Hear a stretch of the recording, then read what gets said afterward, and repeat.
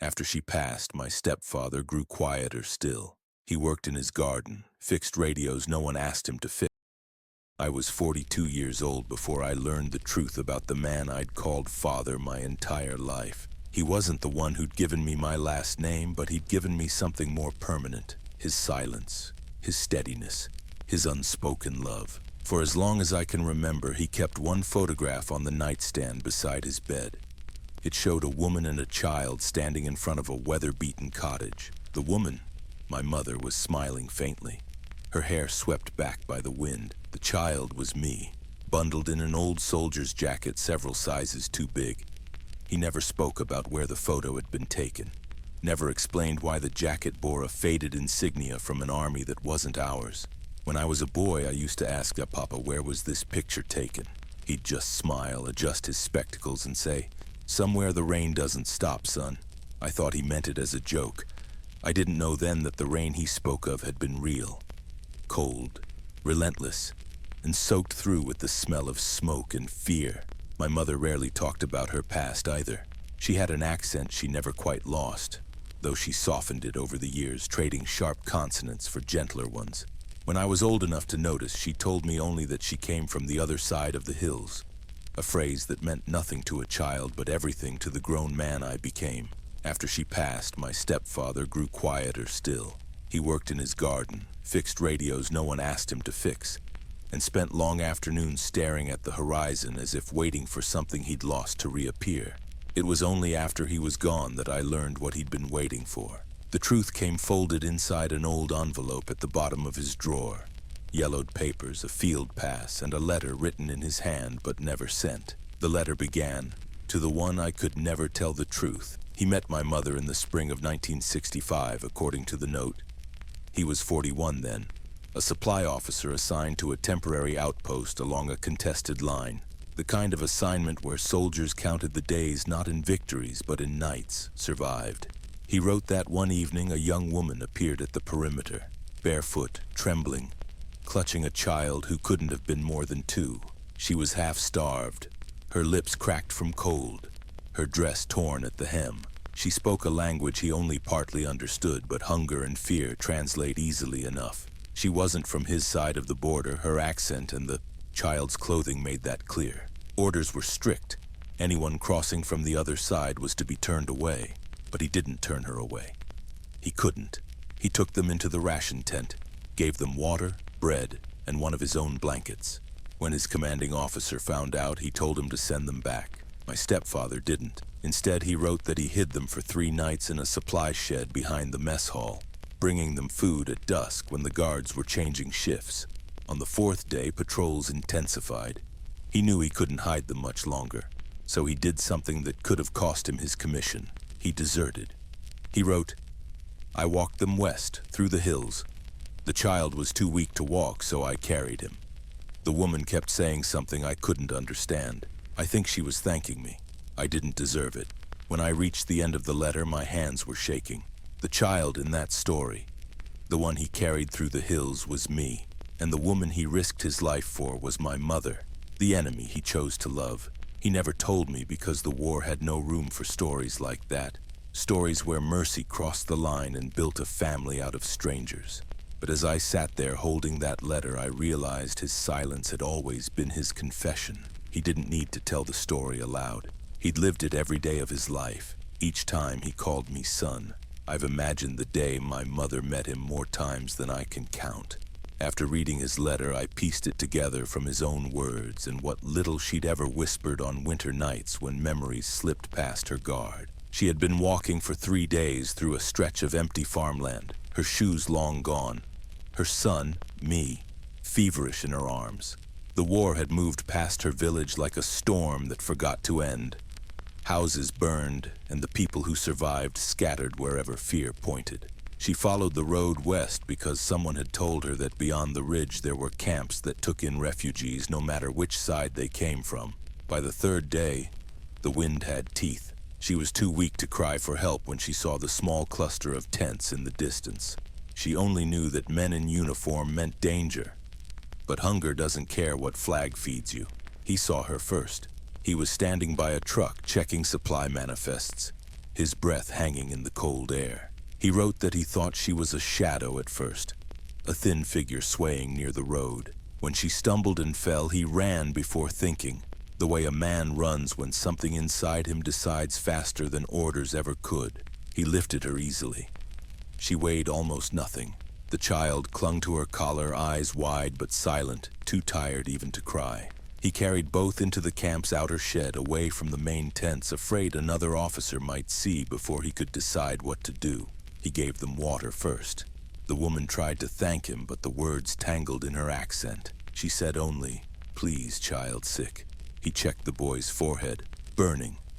He found a tin of condensed milk in a ration crate and warmed it near the heater, watching as the child's small hands trembled around the cup. When his commanding officer passed by the shed an hour later, he lied. Said the building was empty. Said the smell was from damp grain sacks. That lie would be the first stone in a wall he'd never stop building around us. He wrote that the woman fell asleep sitting up, still holding her son. He covered her with his jacket and sat against the opposite wall, rifle resting across his knees, listening to the rain that had begun to fall outside. He should have reported her. He knew that, but he couldn't unsee what he'd seen. The child's ribs showing, the mother's cracked lips, the way she'd whispered the same word again and again, "Please." At dawn, the camp stirred. Engines coughed to life, men shouted coffee, boiled in tin mugs. He told the quartermaster he'd be taking an early patrol toward the ridge, a routine perimeter check. Then he led the woman and her child out through the back path while the fog still lay thick between the trees. He carried me most of the way. Each step left a print darker than the last, soaked through with cold mud and something heavier. Guilt, maybe, or resolve. He wrote that he could hear the woman praying under her breath, a rhythm that matched his heartbeat. By the time the sun burned through the fog, they had reached a deserted farmhouse leaning at the edge of the fields. He decided they'd stay there until he could find a safer route west. He cleaned the place, patched a broken window with his coat lining, and started a fire from the splinters of an old chair. She tried to give him her ring, a small silver band she'd hidden in her shoe. He refused. He told her, in halting phrases, that he wasn't doing it for thanks. He was doing it because no one else would. That night she cried softly by the fire, believing he couldn't understand. But compassion doesn't need translation. He sat awake, writing the first lines of the journal I would one day read. If helping them makes me a traitor, then I'll carry that word the way I carried the boy. Quietly, without regret. Years later, when I read those words, I realized why he never spoke about that day. It was the day he stopped belonging to any side but Mercy's. The farmhouse stood like a leftover from another life. Its roof sagging, its windows clouded with dust, its porch swallowed by weeds. Yet that ruin became their world. He wrote that when they stepped inside, the air smelled of grain and rain rot, but it was still a shelter, still four walls against the wind. He gathered straw from the loft, spread it beneath the broken rafters, and set the woman down so she could rest her arms. The boy, me, wouldn't stop shivering. He found an old blanket in a trunk, shook out the spiders and wrapped it around the child. There was food enough for 2 days. Biscuits, dried meat, a tin of beans he'd carried from the camp. He divided it into 3 small portions and told her with gestures to eat slowly. She watched him chew first before daring to taste hers. Trust, he wrote, always begins with hunger. That first night, thunder rolled far away. He fixed a lantern on a crate, trimmed the wick low, and listened to the woman breathe. Each sound in that house felt louder than it should have. The rain on the roof, the child's faint cough, the scratch of pencil on paper as he noted every ration left. He said he didn't pray often, but that night he did. Not for safety, for forgiveness he hadn't yet earned. At dawn, fog crawled over the fields like spilled milk. He walked to a nearby stream, filled 2 canteens, and washed the mud from his hands. When he returned, the woman was awake, sitting near the child with her hair undone, whispering a tune that didn't belong to any side of the war. She smiled when he came through the door, a small, uncertain smile, as if unsure whether gratitude might still be dangerous. He pointed to himself and said his name slowly. She tried to repeat it, stumbled on the syllables, then said her own. The sounds were soft, broken, but they understood enough, Language shrinks when life becomes survival. They learned words like water, food, sleep, quiet. He taught her safe. She taught him thank you. That day he went hunting for anything they could eat. He returned with a rabbit and a handful of wild onions. When he lit the small stove, the woman laughed. A brief, startled sound. He hadn't heard laughter in months. It startled him more than any gunfire could. He wrote that the child woke at the smell of food, eyes still glassy from fever but alive enough to reach toward the light. The mother wept quietly as she fed him, and he looked away to give her privacy. Later, when the boy fell asleep, she covered him and whispered a phrase he didn't understand. He guessed it was a prayer, or maybe a promise. 3 nights passed, each one quieter than the last. Outside, patrols moved somewhere beyond the hills, but the farmhouse stayed invisible under fog and silence. He built a small fence of branches near the door to make it look abandoned. He tied a strip of cloth to the chimney as a sign for passing units that the place had already been searched. By the 4th morning, he knew he couldn't keep them hidden forever. Food was nearly gone, and word of deserters spread quickly. Still, he hesitated to leave. He wrote that when he watched the woman brush the child's hair with her fingers, something inside him settled. The war shrank for a moment into one room, one fire, one small family pretending the world wasn't breaking outside. That night he told her, through gestures and a few shared words, that he would find a safer place for her across the border. She nodded, though he could see fear in her eyes, the kind of fear that has lived too long with disappointment. Before sleep, he placed his jacket around the boy again and whispered, "Rest easy, little one." Then he opened his notebook and wrote, "It is strange how quickly mercy becomes belonging. Years later, when I stood in that same field, nothing left but stones and grass, I tried to imagine him there, a man with orders in one pocket and conscience in the other, choosing which to obey. He chose the side that fed the hungry. He chose us." He wrote that the morning they left the farmhouse, the fog was thin and pale, curling over the fields like breath over glass. He carried a single pack slung across his shoulder. Rations, a canteen, a folded map he'd marked with a pencil stub. The woman followed close, the child strapped to her back beneath the wool blanket he'd given her. They moved slowly at first. The road west was quiet, but quiet roads are the most dangerous. Every turn felt borrowed, every step a chance to be seen. He kept his rifle hidden under his coat, not to use it, but to disguise the shape of a soldier. The woman's shoes were gone. He cut strips from his own spare shirt, wrapped them around her feet, and tied the knots himself. When she tried to speak, to apologize maybe, he shook his head. "Walk," he said softly. "Just walk." They walked for hours, resting only when the child's breathing grew shallow. The land sloped into wooded country, the trees heavy with moisture. Somewhere in that quiet, he began to notice small things again. Birdsong, the smell of pine, the faint steam that rose when the sun hit wet leaves. He said it was the first day in months he'd noticed beauty without guilt. By noon they reached the edge of the ridge. Below lay a wide valley, the far border glinting faintly under the sun. That line, invisible from the ground, meant everything. Safety for her, exile for him. He wrote that he almost turned back, almost told her to go on alone. But when he looked at the child asleep against her shoulder, he knew he couldn't. They hid behind a fallen tree while a convoy rattled down the road. Engines growled, voices carried, and he felt the woman's hand tighten on his sleeve. He counted the trucks, 1, 2, 3, and waited until the sound faded to nothing but wind. Then they ran. Mud clung to their boots, branches tore at their clothes. The boy woke and whimpered, and the woman hushed him with a sound that was half prayer, half lullaby. He wrote that he'd never run so far while carrying no weapon drawn. By dusk, their shadows stretched long over the valley floor. They found a hollow beneath a cluster of stones and stopped to rest. The woman's face was gray with exhaustion. He gave her the last of the bread, but she broke it in half and pushed the smaller piece toward him. He refused. She insisted. It was the first argument they ever had. He gave in because she wouldn't eat otherwise. When she finally swallowed a bite, he smiled without meaning to. She smiled back. Tired, shy, but real. That night they lit no fire. They lay close, the child between them. He said the stars felt too bright, as if the whole sky were watching. She reached across the boy's small body, touched his wrist lightly, and whispered something he didn't understand. He guessed later it was a thank you, but maybe it was a promise. He stayed awake most of the night listening for patrols. He heard only wind and the faint heartbeat of the child against the earth. At dawn, they saw the old bridge that marked the border. A wooden span half collapsed, barely standing. He knew crossing it would mean no return. He looked at the woman, then at the boy, and he wrote that he felt peace, not regret.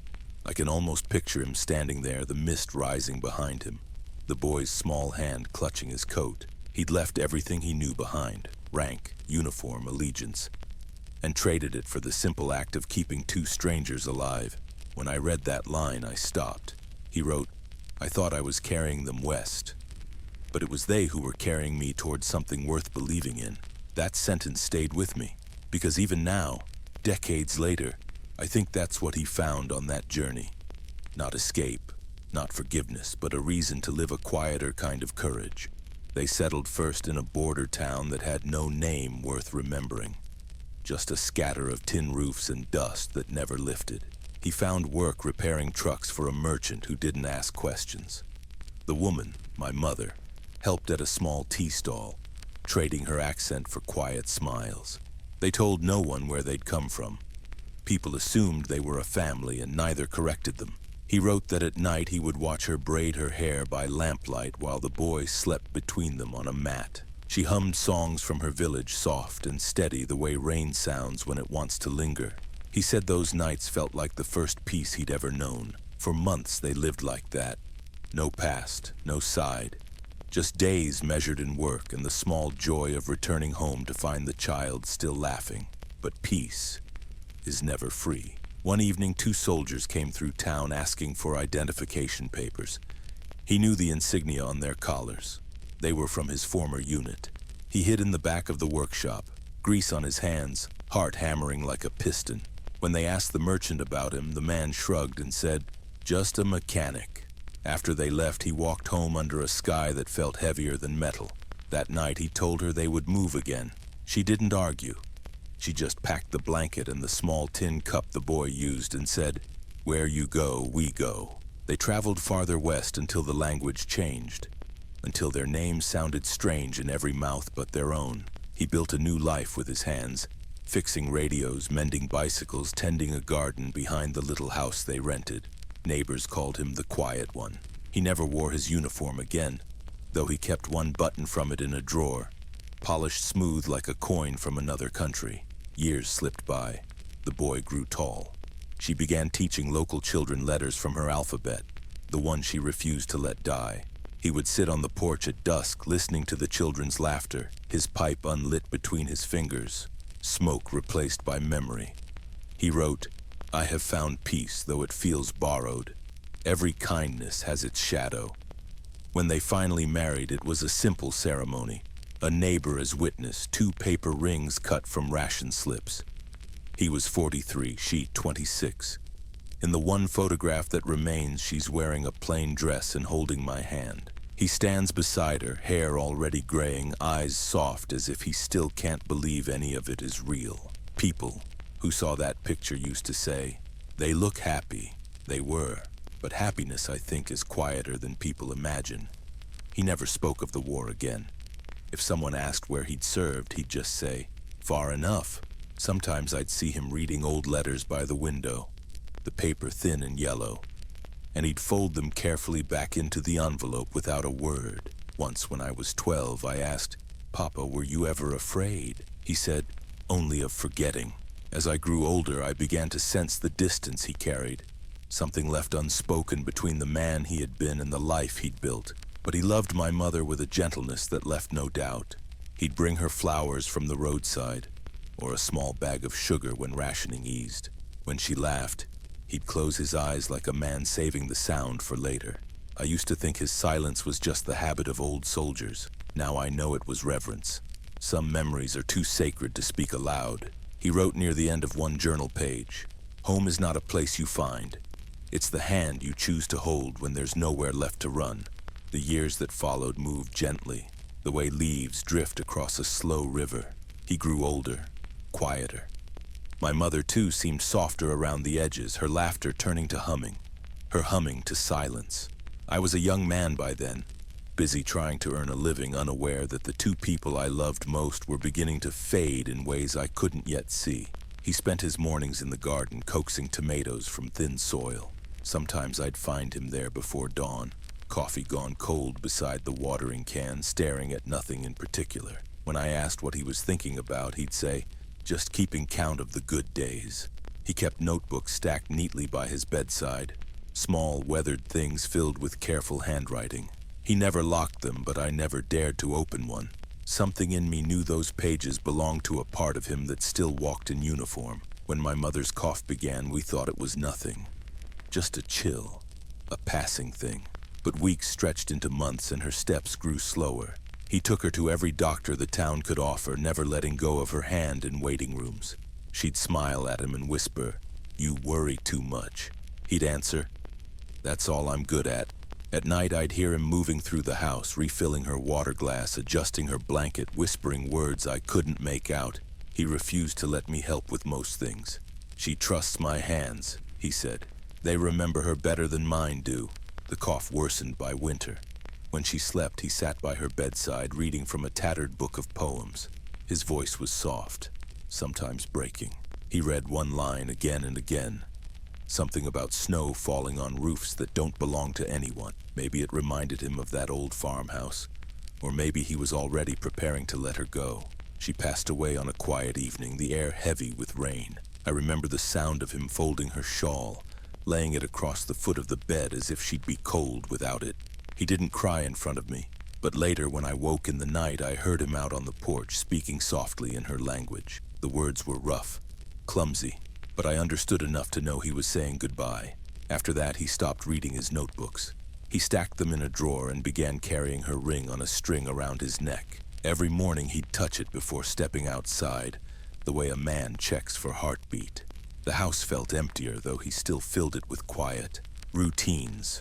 Boiling tea, sweeping floors, fixing things that weren't broken. I offered to move him into town with me. He shook his head. "This is where she found me," he said. "It's where I'll stay until she finds me again." Years slipped past like thin pages turning. I married, had children, moved away for work. He never complained about being alone. Whenever I visited, he'd ask about the kids first, always by name, then send them to the garden to pick tomatoes. He'd wink at me and say, "They're better company than soldiers." But I noticed his hands trembled more each time. He'd forget small things. Where he left his spectacles, what day it was. Once he called me by my father's name before catching himself. He looked embarrassed, then laughed it off, saying, "Too many ghosts in one head." I began to sense that he was carrying something heavier than age. A story he'd kept buried so long it had become part of his heartbeat. When he turned 70, I asked him directly one evening, "Papa, where did you and Mother meet?" "You never told me." He smiled, distant. "On a road neither of us were supposed to be on," he said. Then he changed the subject to the tomatoes. That was the last time he mentioned her without falling silent afterward. He wrote later in what would be one of his final entries, "Some truths keep better in silence than in speech, but silence too has an end." He passed away on a Thursday morning in early spring. The garden outside his window was still wet from dawn rain. When I arrived, the nurse said he'd gone peacefully, that he'd been awake until just before sunrise, asking her to open the window so he could hear the world one more time. He looked calm, hands folded over the blanket, her ring still hanging around his neck. On the nightstand beside him sat a single envelope, yellowed, creased, my name written across it in his slow, deliberate handwriting. I didn't open it right away.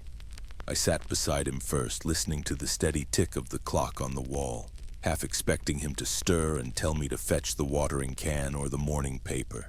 But the house was quiet in a way it had never been before. Even the wind outside seemed careful not to disturb the silence he'd left behind. After the funeral, I stayed in the house alone. The walls still carried the faint smell of his pipe tobacco. The one habit he'd never given up. His chair was pulled close to the window, a folded blanket resting on the armrest, as though he'd just stepped out for a moment. I sat there that evening, the letter in my hands. It felt heavier than paper should. When I opened it, a few dried flower petals fell out, violet ones pressed flat between the pages. Then I began to read. "My son," it began. "If you're reading this, it means I've had my last morning coffee. There are things I never told you, not because I didn't trust you, but because I didn't trust my own voice to say them aloud. I felt my throat tighten. His handwriting was slow, uneven, as if each word cost him a breath. He went on. I met your mother when the world was at its worst. She was frightened, and I was tired of being the kind of man who followed orders without asking who they hurt. I was supposed to send her away. Instead, I carried her to safety. You were the child she held that night. I stopped reading for a moment, my pulse loud in my ears. He'd never once spoken of that part of their story. Not to me, not to anyone. He continued. I knew from the first moment that she was from the other side. I heard it in her words, saw it in her eyes, but mercy doesn't ask which flag you stand under. It only asks if you can still see the human being in front of you. He described the journey, the fields, the rain, the farmhouse. Every detail matched the fragments my mother had shared years before, but in his telling, I saw the burden behind it, the danger, the fear, and the quiet resolve that had shaped the rest of his life. He wrote, when we reached the border, I made a choice. I took off my uniform, left it behind with the rifle, and promised myself I'd never again draw a line that love couldn't cross. I kept reading slower now. He said he'd carried the secret all his life because he didn't want me to inherit his guilt or his conflict. He wanted me to grow up free of the same dividing walls that had ruled his world. I never spoke of that day, he wrote, because I didn't want your mother to be remembered as someone rescued, but as someone who gave me a reason to stop fighting. She saved me as much as I saved her. By the time I reached the end, my vision blurred. The last lines read, if love can begin where hatred was supposed to end, then maybe there's hope for the rest of us. When they ask what side I fought for, tell them this. I fought for a woman and her child, and that was enough. I folded the letter back into its envelope and held it for a long time. Outside, the garden he'd tended for so many years shimmered with raindrops. The tomatoes were ripening early that year, small, round, and stubbornly alive. I understood then why he'd stayed silent all his life. Not out of shame, but out of devotion. Some truths aren't meant to be spoken until they can be understood. That night I sat by his chair until the lamp burned low. When I finally whispered goodnight, it felt like I was saying it for both of them. After I read his letter, I sat for a long time with the window open, listening to the rain against the leaves. It struck me that silence can be a kind of language, one spoken by people who have already said enough in their actions. For years I thought my stepfather's quietness was distance. Now I know it was devotion.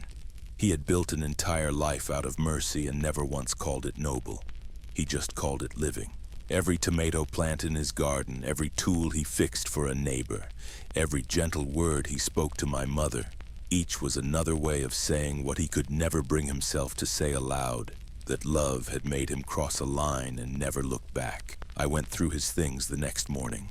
In the bottom drawer, I found a small wooden box.